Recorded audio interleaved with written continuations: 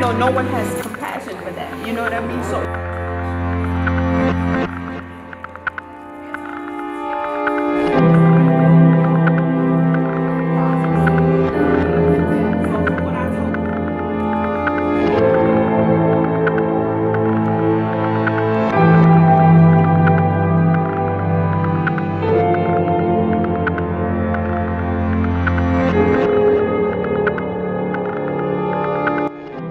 When I jumped into the game as an activist 2 years ago, I didn't realize how much systemic racism and discrimination was still impacting us today, especially the youth.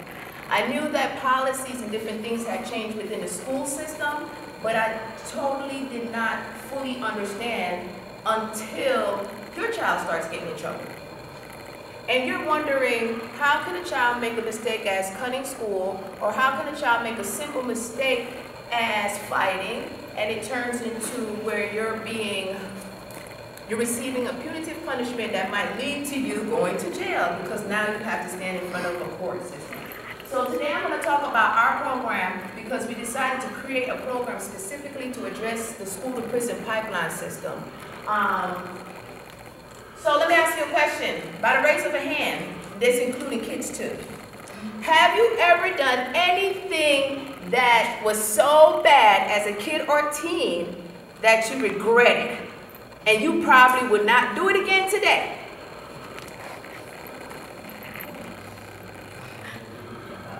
You never did anything bad? Okay.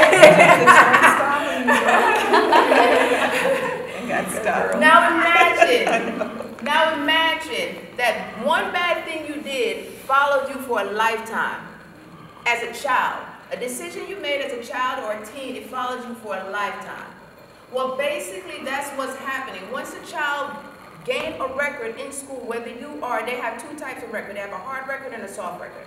And the soft records follows them throughout school. From elementary, middle school, high school, okay? Now the soft record is saying, let's say you get in trouble, you get kicked out of class, you get in-school suspension, you did something bad, and it follows you. So they're creating a story about a child experiencing life. And then when you get in trouble in high school, on the high school level, they try to pull that back up to decide possibly how you're going to be punished, okay? So the school-to-prison pipeline, I'm just going to jump to it because I know a lot of people have been talking about this today, okay? But the school-to-prison pipeline, it really began in the 1980s when the zero-tolerance policies were signed by Bill Clinton and Hillary Clinton, and her reference to youth and gangs as super predators. Once they implemented a zero-tolerance policy, yes, there might have been a serious gang issue. There might have been a serious crime issue. But once they implemented and said, yes, we're going for the zero tolerance policy, what happened is most of the people that were affected by this were minorities, and all of a sudden the jails are getting bigger and being filled with more and more minorities. Then it even got worse in the 1980s when the Columbine incident happened. So every time an incident happened, it gives them an opportunity to reinforce law enforcement. They're not looking at it on how we can restore or how we can fix things. It's how we can punish, and by punishing someone, that means they're never going to do it again. It doesn't work like that. I got kids, and I know it don't work like that, okay? So an example of school-to-prison pipeline is a North Carolina 4th grader suspended for calling his teacher cute. Now you're suspended. This could be a 3 to 5 day suspension. You're sitting at home, your parents have to work. What does that parent do with that child? A Georgia kindergartner handcuffed for a temper tantrum. Last year, a parent or someone informed me that there was a child that was placed in handcuffs at one of our schools, and this is an elementary school. And I'm still trying to figure out what happened. I'm like, okay, so why does unless the elementary school kid was running around with a gun trying to shoot people, I don't understand how that child ends up in handcuffs. I've seen kids do some bad things. They throw some pretty bad tantrums. A Virginia high school student suspended for accidentally bringing penicillin to school. A young girl charged with assault for fighting in the restroom.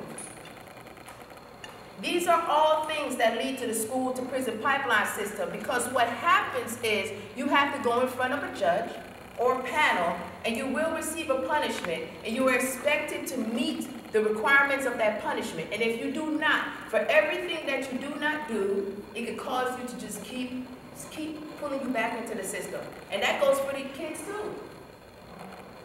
Did you know in 1999, Clark County's per capita juvenile arrest rate exceeded only by South Georgia and Houston County in the survey of 35 Georgia metropolitan cities, according to a recent report from the Georgia Family Council.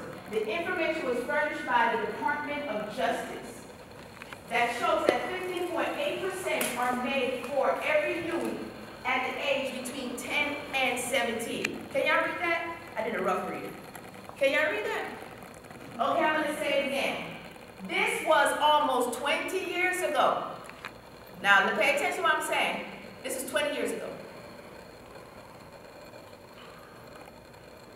The Department of Juvenile Justice shows that 15.8% of the arrests are made for every 100 youth. 100 youth between the age of 10 and 17.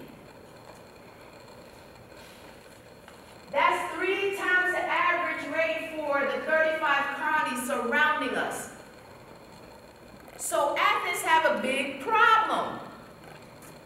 So what do you think happened to those 20 years ago? Where are those kids now? Where are the parents now? Do you understand the problem is an ongoing thing? And if we don't understand how to fix it, now we have people that got arrested, that might be still arrested, or might be out of jail living within society, but did that mean they were able to complete their high school education? How did those arrest rates affect them in functioning within their families? This is a lot of things that go with those arrests. Now, why is this program is important? 55% of all black suspensions from U.S. public schools occurred in the 13 southern states. Isn't that strange? Now, look at the map. I don't know if you can see it, but it says, the blue dots, if you can see it, is a percentage of students that are enrolled. The yellow dots are representing students that are suspended. I don't know if you can see this. Okay? The blue dot represents 37% of Georgia students enrolled. The yellow dot represents the amount of kids that are suspended. The 37% represents African Americans. The 67% represent African Americans. How do you balance that out? If we represent 37% of the school population within the state of Georgia, but 67, that's more than half. So how can we make a difference? I'm an educator as well. I have my master's in education, media design, and technology. I teach GED classes. I've done after-school programs. I've volunteered, substitute, so I've touched elementary, middle school, and high school, and decided I can't do none of those schools because my kids is off the chain. Okay? But then I said, okay, I can't be a teacher in the classroom dealing with that level, because teachers, you have to know what your skills are. You have to know where you need to be. And if you're in the classroom, you need to have a certain level of patience, depending on the type of class you're dealing with, especially in Athens, Clark County. I'm telling you, Athens, Clark County have more of a, and I'm not saying it's the only county like this, but take a walk through the halls of the school. Okay?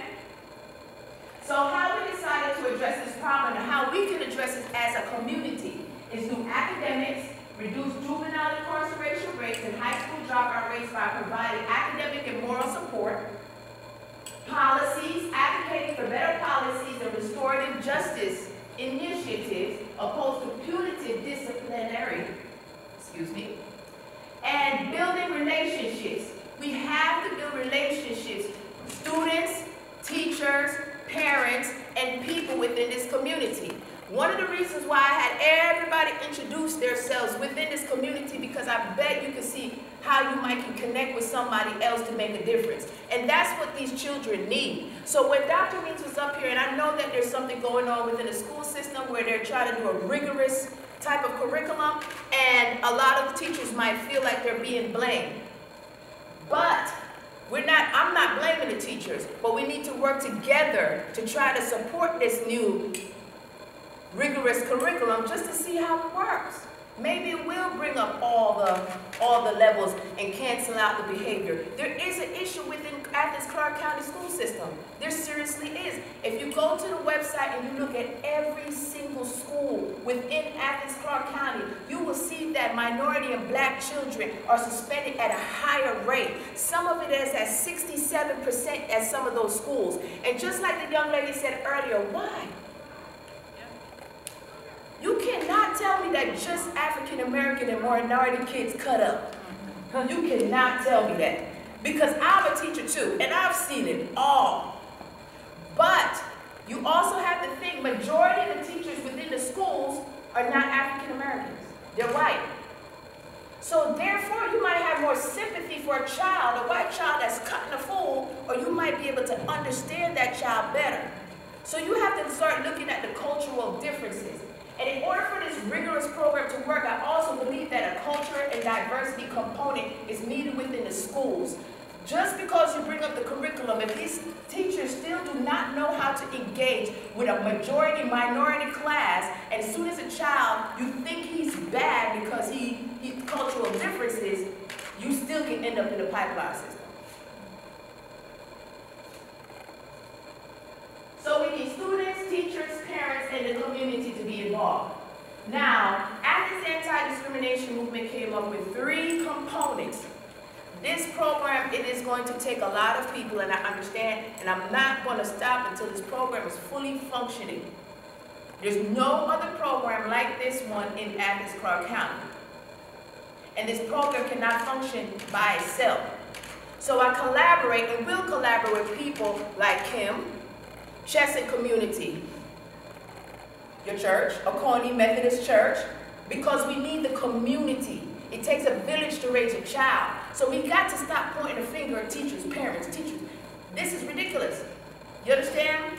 We need to figure out how together we can work to move forward. And it cannot just be our program. Our program is collectively bringing in other resources and working with other people because we understand that it takes a village to raise a child. So we also have our career mentorship, our youth development, and our tutoring program, okay? And I'm going to break it down for what each one, how each program functions. So our career mentorship program, what I've discovered, I was also an Athens Clarke County mentor. And I chose the toughest school that I thought, I'm going to choose Classic Performance Center, because that's where a lot of children, that's their second chance. They had some type of struggle or whatever the issue is, but they end up there, that's the alternative.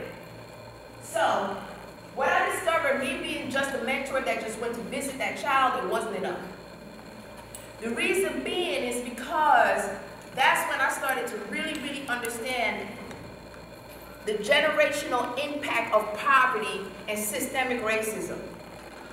This young lady basically was raised in the projects all her life. Her grandmother lived in the project, her mother lived in the projects.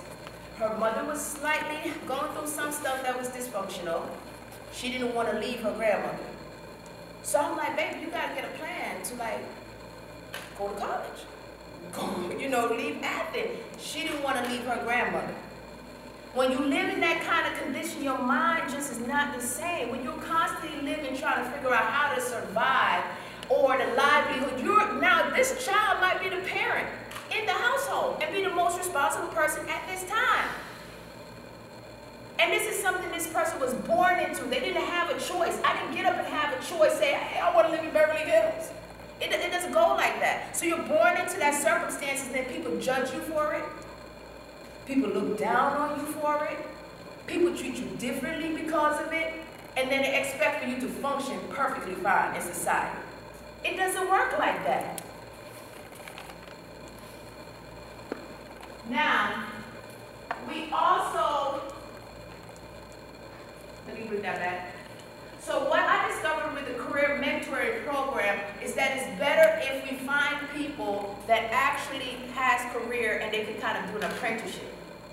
So this child, I want to pair them with somebody that is something that they have an interest in. Whether it's guitars, whether it's becoming a barber, whether it's something that you can do now, something that you can tangibly do now. So do you know that you can actually do an apprenticeship at a barber shop at the age 16 and actually have your cosmetology license by the time you're 18 or 19? Now, if a young girl can do makeup and she can do hair, this is how I function within my classroom. I understand that everybody have different talents. So if I understand this young lady has a passion and she's skillful at doing hair and makeup, and she might not want to go to a 4-year college, I kind of help her go in that direction. Okay? I kind of let her see, well, this is what you need to do in order to get there. I'm not trying to force everybody into the same mold and thinking that it works for them, because it doesn't.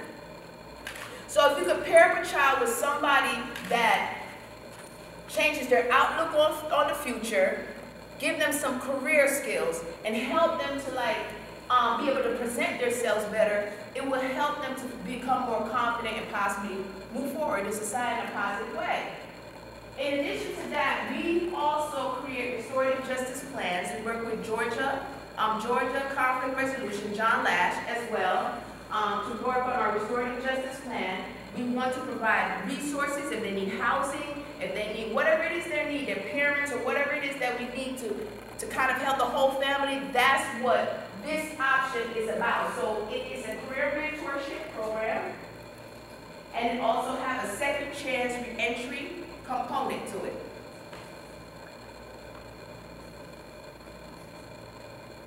Teen social justice. I also realized that I love working with the youth, and I used to teach, I used to have a group of girls called VIP Girls, and I used dancing as a way for, to keep the kids positive and doing good things. So since starting Athens Anti-Discrimination movement, I started to realize how much the kids don't know about civic engagement, how to use their voices, not understanding that they can advocate for their rights now. If they get in trouble in school, what are they supposed to do? So I decided this was more important for me at this moment. So I focused on developing a program called Teen Social Justice, and the components are Speak and Debate, which starts in September, which is this month. Freedom Riders Camp, that's something that we want to do in the spring and summer. Civic engagement, activism, field trips. I want to take 10 kids to see Angela Davis in Atlanta, October 10th. They don't have to be exactly a part of my program, like sign up and come every month, but if 10 kids want to go see Angela Davis and it can change their lives, that's what I'm gonna do. Last year we took almost 20 kids to March for Our Lives. That impact, I can't believe it impacted me. It impacted those kids to be in that energy. It's a certain energy that was in that that was in the atmosphere, and it made the kids, because you could see other kids telling their story, and it made them listen more than if I'm telling the story. The third option is tutoring and test prep. So let's say a child is suspended from school. We want to help them keep up. We don't want them to fall through the cracks. We also want to offer after-school math and reading tutoring, because that is very important. And we also have adult literacy classes for adults. So if a parent, a grandparent, or somebody, a caregiver, they need that extra education, they might want to go back to school, it's free. Tuesdays and Thursdays at the library right now. Okay?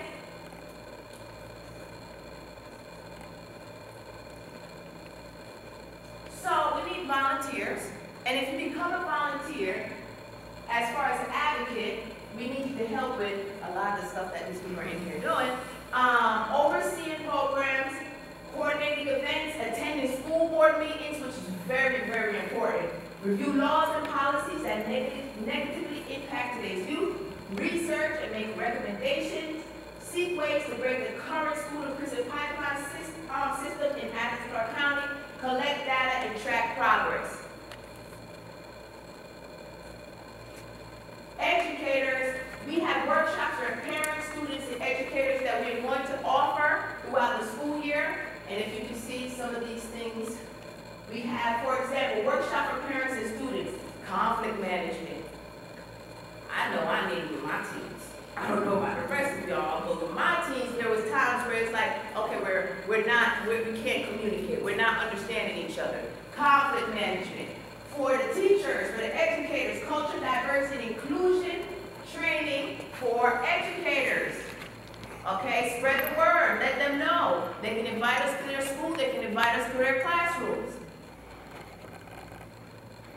So, the collaborative effort, for example, an agreement between Clayton County School District and local juvenile justice, law enforcement, and social service groups basically reduce the dangerous weapon incidents by 70% within the Clayton County School District.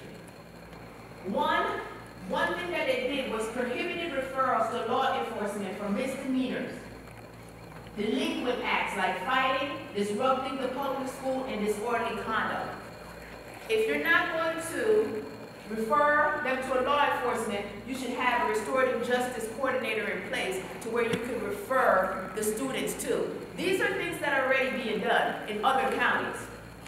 Okay? If a child gets in trouble right now, it seems as if the officers within the school have more authority before you can sit down in a circle and make a decision with social workers, teachers, different that. An officer, I know for a fact, can charge somebody. He has that authority just like that. And not even having to look at the child's background. Okay? The second thing they did, instead, youth receive warnings after a first offense, referral to mediation, or school conflict trainings after a second offense. This is where the decision-making skills come in. You have to teach them how to make decisions. Punishing them is not teaching them how to make decisions. It feels bad when you punish me, but you didn't teach me how to do it better. You didn't give me an alternative. You didn't tell me, and I'm a child. Okay? Educators and parents, what can you do? Okay? If you do not volunteer to be a part of Athens Anti-Discrimination Movement Program or the School to Prison Pipeline Program, these are things that you can do. Take a look at your school policy, discipline codes, okay? Define police roles on school campus. Ask, what is the officer's role? And if you see more officers coming, don't just pull up to the school and be like, oh, hey, why are so many officers on campus? Define what is the role as a parent or whoever. Explain that to me. Seek changes to applicable local, county, and state laws and policies. We can call up our senators, we can call up our congressmen and women, we can call mayors and commissioners, school boards. Reduce and end the overuse of suspension, expulsion, and arrest in school. If your child is suspended, expelled, or you know someone's child is suspended or expelled, you might want to inquire why and figure out how can that policy change. Was there something else that could be done? Advocate, advocate, advocate. There are funds that are allotted to the school system, but it seems like most of the funds that are allotted to the school system and to the government is being used to build bigger jails. Are y'all aware that Athens, Clarke County have a very big jail that's built and it's not filled? But if you go to one of those meetings, they would tell you, don't worry, it will get full. That's scary to hear a representative, or a government official, or a sheriff, or anyone say something like that. So basically, the way you look at life is that People are criminals. They're not deserving second chances. I don't care about their circumstances, but that big old jail is going to be filled. So for us to function, for our program to function, we have a program manager, which is Yolanda. We have restorative justice coordinators, advocates, we get volunteers, people that just volunteer randomly. We need English and math tutors. We also recently picked up to where we're going to start a teen social justice and the reading and math tutoring program at Parkview. So we're going to be at Parkview and at the library. And also we need a fundraiser coordinator. We need money. So, like I said before, there's many ways that you can get involved. But I would like for you to tell people about our program. We have our Teen Social Justice Speaking Debate Club that is going to begin. We're taking our first field trip October 10th to see Angela Davis in Atlanta. If you know any child that might be interested, it doesn't mean they have to be at risk, but any child that you think that could benefit from it, please let them know about our program. And if you think that you can get involved, please do. And the least that you can do if you do not do anything else is just pay attention. And if you see a child is going down the wrong path, just remember all these different programs you heard about in here today. Because you can simply go over to that child or that parent and say, hey, do you know about this? I'm done. Any questions? I'm almost done. Any questions? Go ahead. One of the slides there talked about teaching, or not teaching, well, teaching educators about cultural differences and various things. Is that going on now, or we're going to offer a workshop in February for educators. Okay. Black History Month. Well, because Dr. Means, when he was here, was talking about the need for educators, especially white folks like me, that don't necessarily clue into the cultural components of a child's behavior, to get educated. And he was saying, well, we need to do this, we need to do this. Well, it seems to me that maybe there can be a, collaboration. But I reach out to it, but it definitely is needed. Even myself, you know, I do things like, you know, when I first started teaching and stuff like that, I used to try to, like, when a student walked into my classroom, I try to look at them like just a human being. I try not to, because you do have these impressions on you. So I try to just look at, I know this term, and it is not a term, but I try to look at it as, you don't have a color to you, you're not black, you're not white, you're just a student, you're just a human being. I don't care about your past, I don't care about, what is it you need? Why did you come in my class? And what is it you need? You know what I mean? Yeah. And you have to learn how to engage with different types of students and different people from different backgrounds. And it is important, it's a part of the component. If you're going to implement such a rigorous program and it's going to change over, definitely teachers need to be prepared, not just in the cultural diversity component, but also how to, another thing that I implement in the classroom is called a constructive teaching approach. Someone asked earlier, like, if there's multiple learning styles within the classroom, how do you accommodate to that? And the approach that I use is called a constructive teaching style. And when I earned my master's in 2009, they were saying now there's multiple intelligence.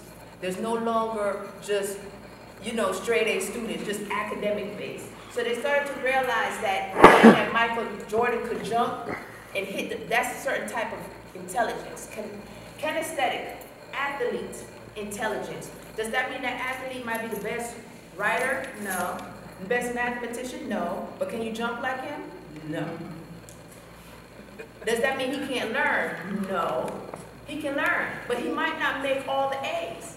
You get what I'm saying? So you have to identify what that student is good at and try to kind of curtail the learning lesson to that. You have visual learners, physical learners, It's just different types of learners, and just figuring out how to navigate. It is harder. It does put more work on the teacher. It has you creating multiple curriculums as opposed to one. It is more difficult. But at the same time, I put so much pressure on them, they don't have time to do anything else. By the time they lift their head up, the bell done rung by. Or how can I get help? Please, somebody help me. And then you see them pair up in little study groups trying to help each other. So there's different ways that this can be implemented. I'm not in the school system. I'm an activist. I am an educator. They find a middle ground to where everybody's happy. Just to add to that, Mokah, because when Dr. Means was here, there was also a lady who spoke up. She was an educator, and she was saying, she was like, we definitely can implement these different kinds of teaching things, but we need help and resources. There aren't enough of us. And that's where advocating policy change really needs to happen. Yeah. If we want to be active, if we want to do anything, that's something we got to push for.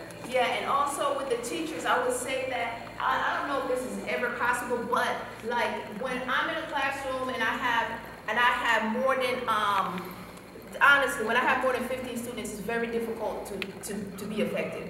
There's kids that can sit in the crack and get away, they can act like they're doing their work. And there's a lot of stuff that's going on. So if you're going to implement such a rigorous course, they do need support, like an assistant teacher. Now on the elementary level, it seems as if we might have that in the classrooms, but on a high school level, you don't. So let's say an issue happens with a child within the classroom, you don't even have a moment to deal with it. That's why you're so quick to push the bell or push the disciplinary bell, come get this kid out of here.